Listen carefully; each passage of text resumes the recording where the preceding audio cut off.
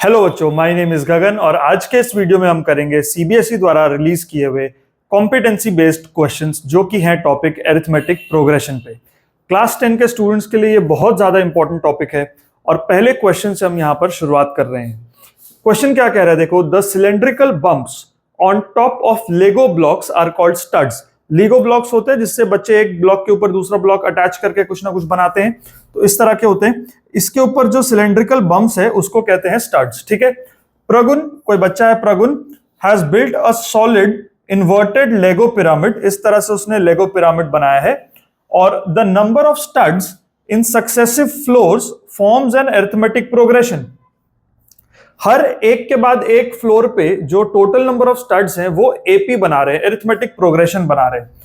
Pragun figures out that the sum of the number of studs used in the first p floors is given by 6p square minus 2p। तो प्रगुन ने देखा कि अगर हम all the studs अगर हम add करें इन p floors तो वो टोटल जो आता है वो 6p square minus 2p आता है। और यहां पर एक दिया हुआ है कि the figure is only for visual representation। Question है how many studs are there in the fifth floor। तो फिफ्थ फ्लोर पे कितने स्टड्स होंगे ये बताना है।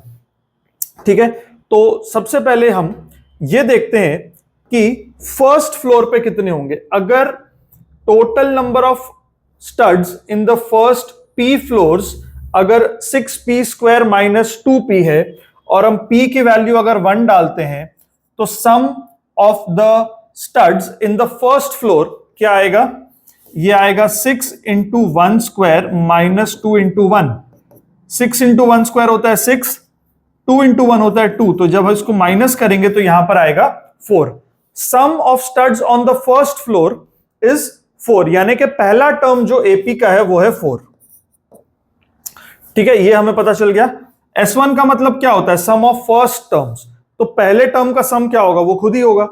इसके बाद P की जगह हम 2 डालते हैं तो sum of studs on the first 2 floors आएगा, तो ये क्या बनेगा 6 इंटू 2 स्क्वायर माइनस 2 इंटू 2। ठीक है, P की जगह पे यहां पे 2 है, तो 6 into 2 square is 24, 2 into 2 is 4, तो ये आ गया 20। अब सम ऑफ 2 टर्म्स जो है इसमें पहला और दूसरा दोनों टर्म है, ठीक है ना, तो पहला टर्म और दूसरा टर्म ये मिला के 20 है। सम ऑफ 2 टर्म्स क्या होता है, first term plus second term. First term की वैल्यू 4 है, उस पे सेकेंड टर्म जोड़ो तो 20 है, इसका मतलब सेकेंड टर्म की वैल्यू क्या है 16। सेकेंड टर्म की वैल्यू क्या है 16, तो ये आ गया 16। ठीक है, अब S3 निकालते हैं। S3 क्या होगा, 6 into 3 square minus 2 into 3। 3 square is 9, 9 6 are 54 minus 6 that is 48। अब सम ऑफ 3 टर्म्स मतलब first term plus second term plus third term, तो फर्स्ट टर्म है 4, सेकेंड टर्म है 16 और थर्ड टर्म T3 मान लेते हैं, ये टोटल है 48। तो T3 क्या होगा, ये हो गया 20, इससे माइनस होगा तो ये आ गया 28। थर्ड टर्म हमें मिल गया 28। अब आप बताओ क्या ये अरिथमेटिक प्रोग्रेशन हमें पता लग गया है। फर्स्ट टर्म है 4, उसके बाद 12 का कॉमन डिफरेंस चल रहा है, राइट, 12 का कॉमन डिफरेंस है। क्वेश्चन कह रहा है how many studs are there in the fifth floor. तो number of studs in the fifth floor,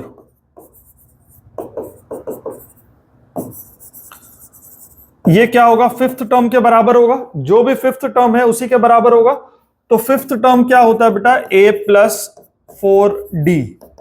a की वैल्यू क्या है 4 और कॉमन डिफरेंस यहां पे क्या है 12, तो 4 प्लस 48 दैट इज 52। इसके नीचे आप ऑप्शंस देखोगे, 52 इज द राइट आंसर। ठीक है, अगला सवाल देखते हैं। 4 groups in a class were asked to come up with an arithmetic progression shown below are their responses. ठीक है, 4 ग्रुप्स बनाए गए MNOP और सबने अपना अपने अरिथमेटिक प्रोग्रेशन बनाए हैं। Which of these groups correctly came up with an AP। इनमें से कौन सा ग्रुप है जिसने सही AP बनाया। अब AP बनाना है, कोई भी फर्स्ट टर्म ले लो, कोई भी कॉमन डिफरेंस ले लो, बट AP सही बनाना है। ठीक है, तो let us evaluate the first group M। इन्होंने क्या बनाया, 4 2 0 -2, 4 2 0 -2। अब देखो 2 - 4 कितना है, -2, 0 - 2 कितना है, -2, -2 - 0 कितना है, -2। अब देखो कॉमन डिफरेंस सेम आ रहा है, कॉमन डिफरेंस सेम आ रहा है, तो ये एक एपी है। इसका मतलब ग्रुप एम ने तो सही बनाया है। ठीक है, अब ग्रुप एन का चेक करते हैं हम।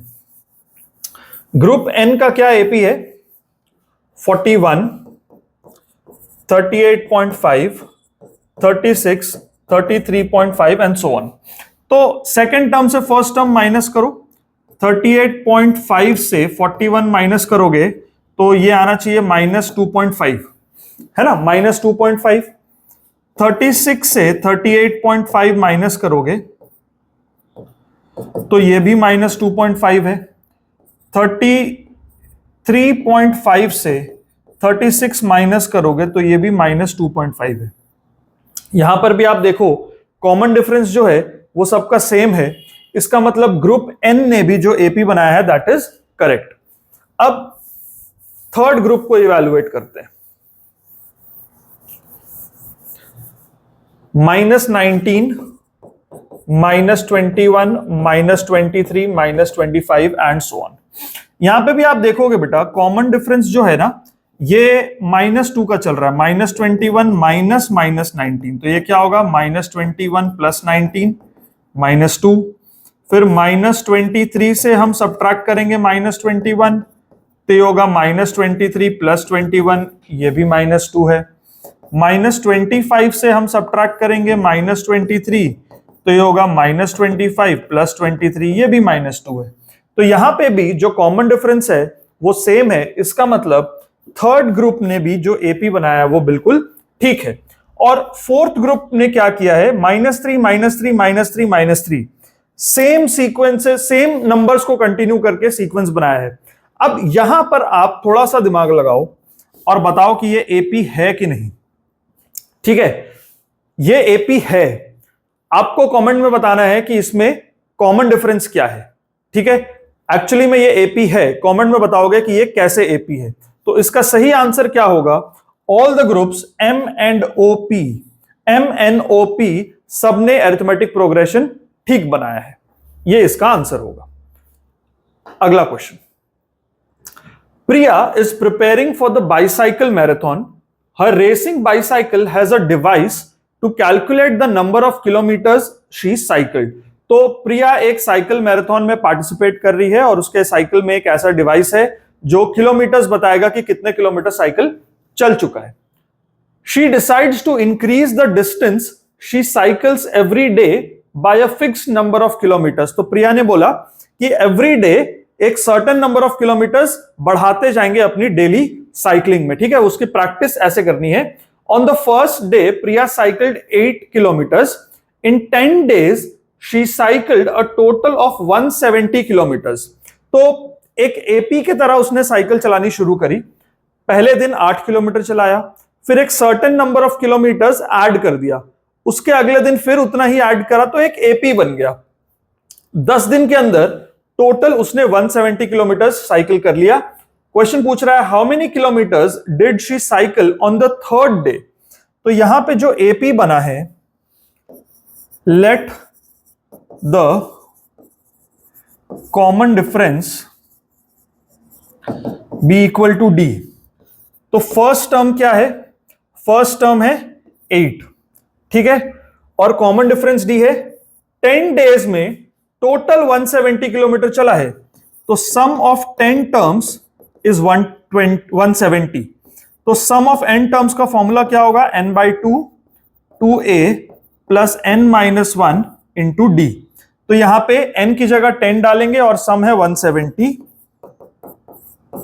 तो यह आ गया 10/2, 2a में आएगा 2 इंटू 8 प्लस n-1 में आएगा 9 और यह आ गया 9d। ठीक है, अब आप देखो ये कैंसिल होगा, 170 और यहां पे आ गया 10/2 5, यहां पे क्या होगा 16 प्लस 9d। अब 5 से ये डिवाइड हो जाएगा 170 जो कि आएगा 34। So 34 is equal to 16 plus 9D। 34 से 16 माइनस होगा, बचेगा 18, 18 इज 9D। इसका मतलब कॉमन डिफरेंस जो है वो 2 है, मतलब every day she used to cycle 2 kilometre extra. तो एपी क्या बन गया? एपी जो बन गया वो हो गया 8, कॉमन डिफरेंस 2 का है तो 10, 12 एंड सो ऑन। क्वेश्चन कह रहा है how many kilometres did she cycle on the third day. तो इसका मतलब हमें थर्ड टर्म निकालना है, ये होगा a प्लस 2d। देखो यहां तो हमने निकाल ही लिया है बट आपको वर्किंग दिखानी पड़ेगी, ठीक है। a प्लस 2d, a है 8 और कॉमन डिफरेंस है 2, तो 8 प्लस 4 दैट इज 12। तो आप आंसर लिख देना, on the third day she cycled 12 kilometres. ठीक है, अगला क्वेश्चन देखते हैं बेटा। Priya plans to go on a cycle tour from Bangalore to Mangalore, covering 425 kilometers.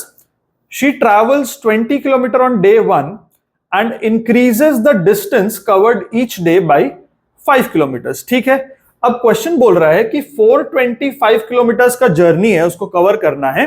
उसने पहले दिन 20 किलोमीटर चलाया और हर दिन 5-5 किलोमीटर बढ़ाते गई। In how many days will she reach her destination? तो यहां पे जो एपी बन रहा है, पहले दिन चल रहा है 20 किलोमीटर्स, उसके बाद 5-5 किलोमीटर बढ़ा रही है तो 25, 30 एंड सो ऑन। ठीक है, और टोटल डिस्टेंस जो है वो है 425। So let the number of days be equal to n। ठीक है, तो सम ऑफ n टर्म्स यहां पर क्या होगा? 425। फर्स्ट टर्म है 20 और कॉमन डिफरेंस है 5।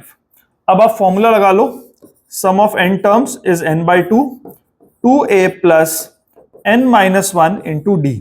फॉर्मूला लिखना बहुत जरूरी है, जब भी आप कोई सम सॉल्व करते हो, चाहे किसी भी टॉपिक का हो, फॉर्मूला जो भी है उसको लिखना इंपॉर्टेंट है।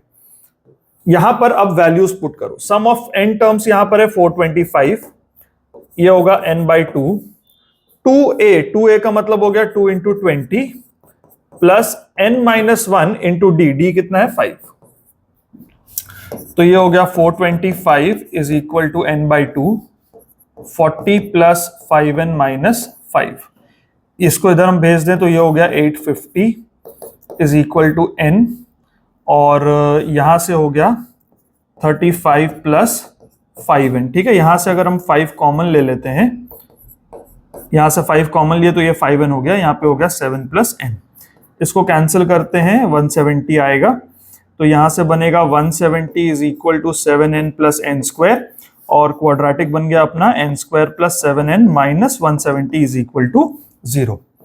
अब इस क्वाड्रेटिक इक्वेशन को हमें सॉल्व करना है, तो ये कुछ इस तरह से ब्रेक होगा। n स्क्वायर यहां पर चाहिए माइनस 170 और यहां पर 7 है, तो इसको हम ब्रेक करते हैं 17 और 10 में, है ना।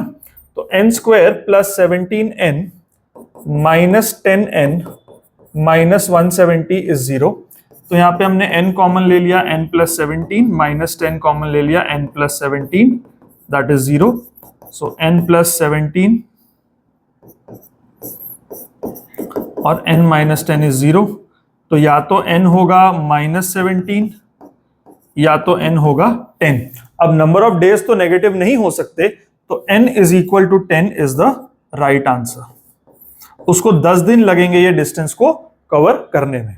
ठीक है, नेक्स्ट यहां पे क्वेश्चन कह रहा है the exterior angles marked in each of the polygons below are in arithmetic progression. यहां पे 2 पॉलीगॉन दिए हैं और दोनों के जो एक्सटीरियर एंगल्स हैं वो एपी में है। 80, 120, 160, 40, 40 का कॉमन डिफरेंस है। यहां पे देखो 60, 80, 100, 120, यहां पे 20, 20 का कॉमन डिफरेंस है। ठीक है, Meenal Drew one such polygon with n sides. तो मीनल ने भी ऐसा ही एक पॉलीगॉन बनाया जिसके एक्सटीरियर एंगल्स एक एपी बनाते हैं और उसमें n साइड्स थे। The smallest exterior angle is 8 degree and each subsequent angle is 4 degree more than the previous angle. तो सबसे छोटा जो एक्सटीरियर एंगल था वो 8 डिग्री का था और उसके बाद 4-4 डिग्री करके वो बढ़ते जा रहे थे। Find the number of sides of the polygon that Meenal had drawn, show your steps. अब इसमें एक बात इंपॉर्टेंट है, जिसके बिना ये क्वेश्चन नहीं बनेगा। कौन सी बात है? The sum of all exterior angles of a polygon is 360 degrees. अगर आप ये चीज अप्लाई नहीं करोगे तो इसके बिना ये क्वेश्चन नहीं बनेगा। ये इंफॉर्मेशन क्वेश्चन में नहीं है, हमें खुद से ये पता होना चाहिए कि कोई भी पॉलीगॉन है उसके एक्सटीरियर एंगल्स का, सारे एक्सटीरियर एंगल्स का जो टोटल होगा वो कितना होगा बेटा? 360 डिग्रीज का होगा। ठीक है, तो मीनल ने जो एन साइडेड पॉलीगॉन बनाया है उसमें सम ऑफ ऑल एंगल्स कितने हैं? 360 डिग्रीज है। तो एपी कैसे बन रही है? पहले 8, फिर 12, फिर 16 up to the nth term and total is 360 degrees. तो यहां पे सम ऑफ n टर्म्स का फॉर्मूला लगा दो। Sum of n terms is n/2 2a plus n-1 into d। तो सम ऑफ n टर्म्स है 360। 2a क्या होगा? पहला 8 है तो 2a होगा 16 प्लस n-1 और d की जगह क्या है? 4। तो ये हो गया 360 is equal to n/2 16 plus 4n-4। तो ये हो गया 360 इज इक्वल टू n/2। अब देखो यहां पर क्या बच रहा है? यहां पर बच रहा है 12 प्लस 4n। इसमें से हम कॉमन ले लेते हैं 4, तो यहां बचेगा 3 प्लस n। ठीक है, 2 कट गया यहां पर। तो 360 is equal to 6n plus 2n square. ठीक है, अब इसको 2 से डिवाइड कर दो तो ये आ गया 180 is equal to 3n plus n square. तो इक्वेशन बन गया अपना n square plus 3n minus 180 is equal to 0। अब इसको अगर आप ब्रेक करोगे तो ये 15 और 12 में होना चाहिए। तो n square plus 15n minus 12n minus 180 is 0। n common हमने ले लिया, n प्लस 15 माइनस 12 ले लिया, n प्लस 15 यहां पे भी आ गया। तो यहां पे जो फैक्टर्स बन रहे हैं ना, वो एक बनेगा n प्लस 15, एक फैक्टर बनेगा n प्लस 15 और एक बनेगा n माइनस 12। अब n की वैल्यू क्या होगी? या तो माइनस 15 या तो 12। तो माइनस 15 तो नंबर ऑफ साइड्स नहीं होंगे, तो नंबर ऑफ साइड्स क्या होंगे? 12। तो यहां पे नंबर ऑफ साइड्स होंगे 12। ठीक है, आप लिख देना number of sides can not be negative, therefore 12 is the number of sides.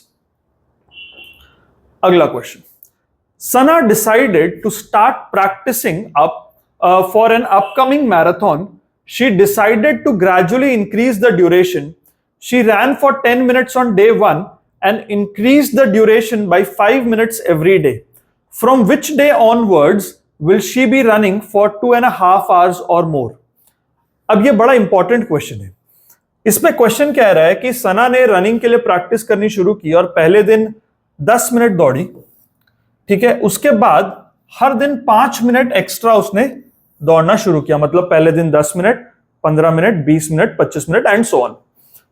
किस दिन से उसकी जो रनिंग है वो 2.5 आवर्स से ज्यादा होगी?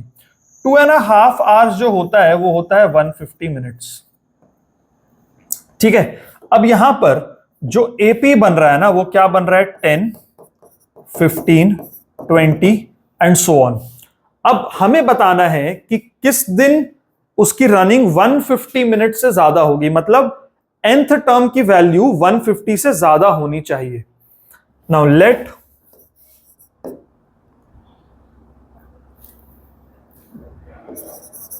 शी रन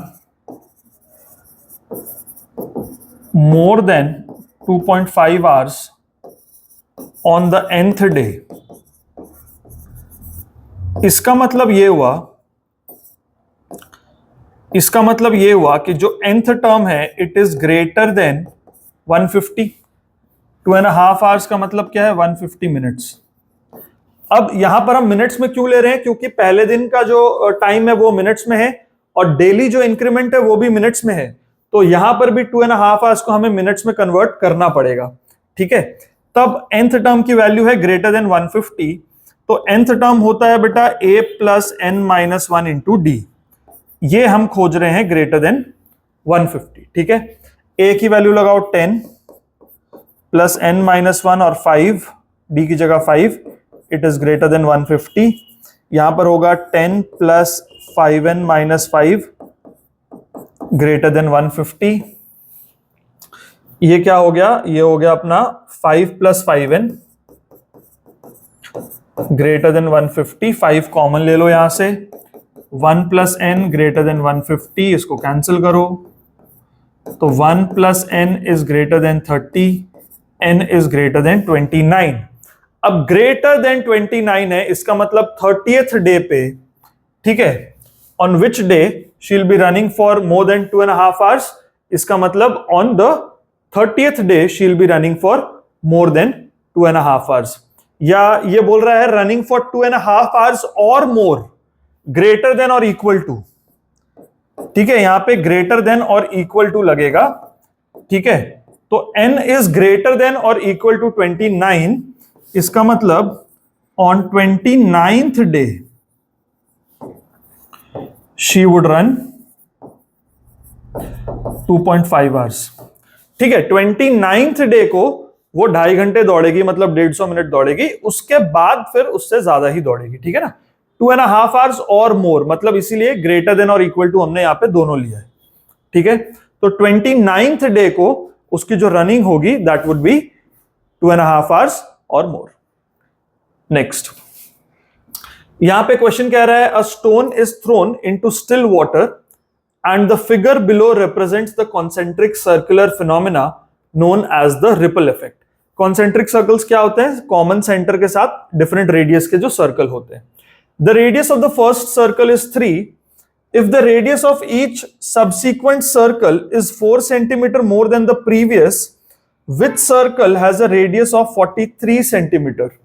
ठीक है, पहला सर्कल का रेडियस क्या है 3, पहला सर्कल का रेडियस क्या है 3, उसके बाद 4-4 सेंटीमीटर से रेडियस बढ़ रहा है, तो 3 के बाद 7, 7 के बाद 11 एंड सो ऑन। कौन से सर्कल का रेडियस 43 होगा, ठीक है। तो मान लेते हैं let the radius of the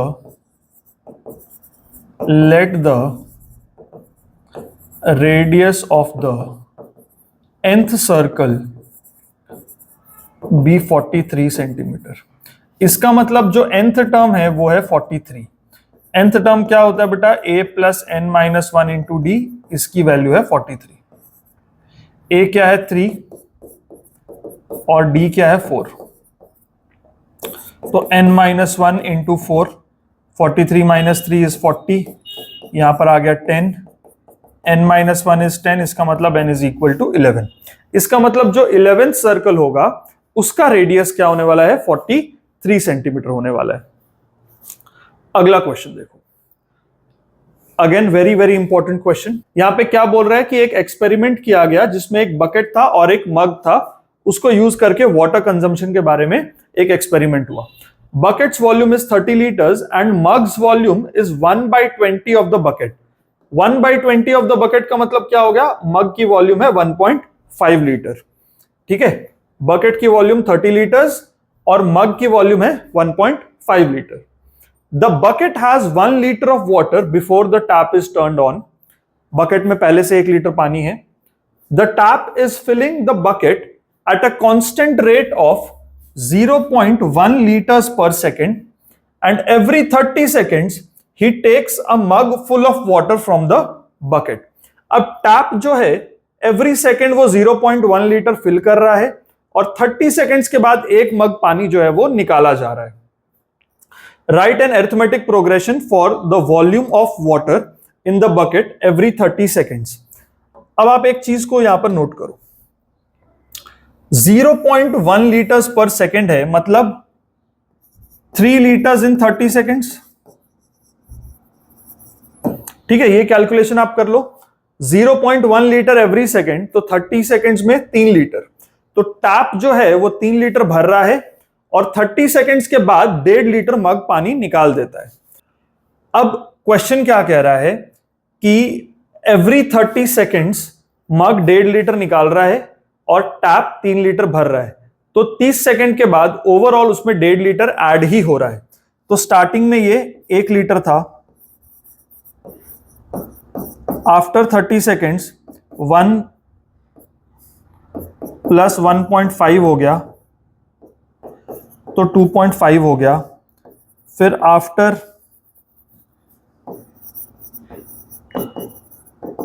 1 minute ये 4 लीटर होगा। आफ्टर 1.5 मिनट्स ये 5.5 लीटर होगा और इस तरह से ये बढ़ता जाएगा। ठीक है, तो 30 सेकेंड्स के बाद हम सेकेंड टर्म निकाल रहे हैं। ठीक है, 2 बार 1 मिनट के बाद, 1 मिनट मतलब 2 बार 30 सेकेंड्स, तो हम थर्ड टर्म निकाल रहे हैं। ध्यान दो, पहला टर्म तो 1 है, दूसरा टर्म है 2.5, तीसरा टर्म है 4, चौथा टर्म है 5.5। इस तरह से एपी चल रही है। ठीक है, अब पहली उसमें 1 लीटर पानी है, 30 सेकेंड्स के बाद सेकेंड टर्म हमने निकाला 2.5 लीटर पानी है। 1 मिनट का मतलब 2 बार 30 सेकेंड्स, जब 2 बार 30 सेकेंड्स पार हो गए तो हमने थर्ड टर्म निकाला। तो इसी तरह से जो 7.5 मिनट होते हैं, 7.5 मिनट के अंदर 15 टाइम्स 30 सेकेंड्स होते हैं। 7.5 मिनट के अंदर 30 सेकेंड्स कितनी बार होंगे? 15 टाइम्स, मतलब 30 सेकेंड का जो स्लॉट है ये 15 बार होगा, तब 7.5 मिनट होंगे। ठीक है, तो इस पैटर्न के हिसाब से देखो, जब 30 सेकेंड्स एक बार हुए तो हमने सेकेंड टर्म निकाला, तब पता लगा टोटल पानी कितना है। जब 1 मिनट के बाद, यानी जब 30 सेकेंड्स 2 बार हुए, तो थर्ड टर्म से पता लगा कि टोटल पानी कितना है। इसका मतलब यह हुआ कि जब 15 बार 30 सेकेंड्स होंगे तो हमें 16th टर्म से पता लगेगा कि पानी कितना है। तो 16th टर्म होता है a प्लस 15d। a की वैल्यू क्या है? 1 और d की वैल्यू क्या है? 1.5। तो ये हो गया 22.5। ठीक है ना, 15 इंटू 1.5 होता है 22.5 और ये कुल मिला के हो गया 23.5। तो 7.5 मिनट के बाद इसमें 23.5 लीटर्स पानी होगा। ठीक है, अगला क्वेश्चन देखो बेटा, ये थोड़ा इंटरेस्टिंग क्वेश्चन है, थोड़ा सा ट्रिकी है बट बहुत इंपॉर्टेंट है। अब देखो, क्वेश्चन कह रहा है कि Parth was receiving spam calls from a telemarketing centre, he got the first call at 2:48। यहां पर आप देख सकते हो कि पहला कॉल उसको कब आया? 2:48 पे आया। उसके बाद अगला कॉल कब आया? 2:52 पे आया। उसके अगला कॉल कब आया? 2:58 पे आया। उसके अगला कॉल कब आया? 3:06 पे आया। उससे अगला कॉल कब आया? 3:16 पे आया। तो अब टाइम का डिफरेंस जरा देखो, यहां से यहां टाइम का डिफरेंस है 4 मिनट, यहां से यहां टाइम का डिफरेंस है 6 मिनट, यहां से यहां टाइम का डिफरेंस है 8 मिनट और यहां से यहां टाइम का डिफरेंस है 10 मिनट। ध्यान से देखो, 2:48 से 4 मिनट बाद 2:52 होंगे, 2:52 के 6 मिनट बाद 2:58 होगा, 2:58 के 8 मिनट बाद 3:06 होंगे और 3:06 से 10 मिनट बाद 3:16 होंगे। इसी पैटर्न से चलते जाएंगे। तो क्वेश्चन कह रहा है कि उसको 13th कॉल कब आएगा। ठीक है, 13th कॉल कब आएगा। तो अब आप एक चीज नोटिस करो कि जो टाइम इंटरवल है ना, वो एपी में है, टाइम इंटरवल एपी में है। अब आप ध्यान दो, 1 2 3 4 5 बार जब कॉल आई है तो एपी के 4 टर्म्स बने हैं। 5 बार कॉल आई तो एपी के 4 टर्म्स बने, और जब 13 बार कॉल आएगी तो एपी के 12 टर्म्स बनेंगे, है कि नहीं। देखो, ये पहले कॉल से दूसरे कॉल में 4 मिनट का फर्क है, दूसरे से तीसरे में 6 मिनट का फर्क है, तीसरे से चौथे में 8 मिनट का फर्क है, चौथे से पांचवें में 10 मिनट का फर्क है। तो ये जो टाइम इंटरवल है ये एपी में है एक्चुअली। और 5 बार कॉल आई तो 4 टाइम इंटरवल्स हुए, तो जब 13 बार कॉल आएगी तो 12 टाइम इंटरवल्स होंगे।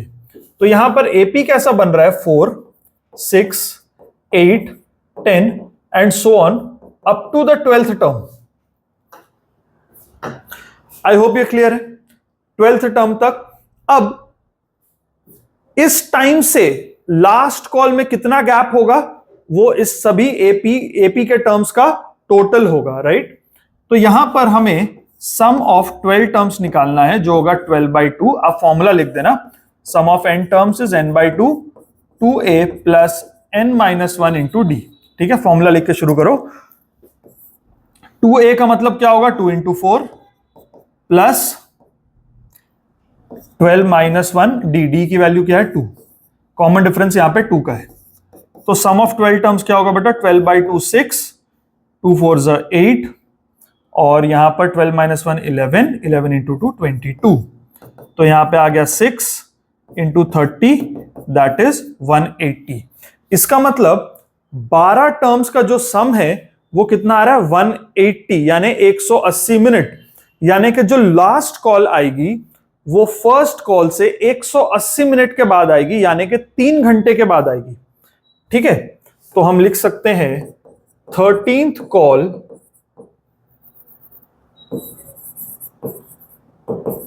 will be received after 180 minutes, that is after 3 hours from the first call. So timing होगा, टाइम कितना होगा 2:48 से 3 घंटे आप ऐड कर दो 5:48 PM। ठीक है, आई होप आप ये समझ गए। आई होप ये वीडियो आपको अच्छी लगी और ये सारे क्वेश्चंस आपको समझ आए। अगर आपको कोई भी डाउट हो तो आप नीचे कमेंट सेक्शन में पोस्ट कर देना, मैं नेक्स्ट वीडियो में उसको सॉल्व जरूर करूंगा। और अगर आप नए हो इस चैनल पे तो सब्सक्राइब कर ले और शेयर कर ले अपने फ्रेंड्स के साथ, क्योंकि इस चैनल पे अब रेगुलरली हम कंटेंट क्लास 10th के लिए पोस्ट करते रहेंगे। मिलते हैं अगली वीडियो में, टेक केयर।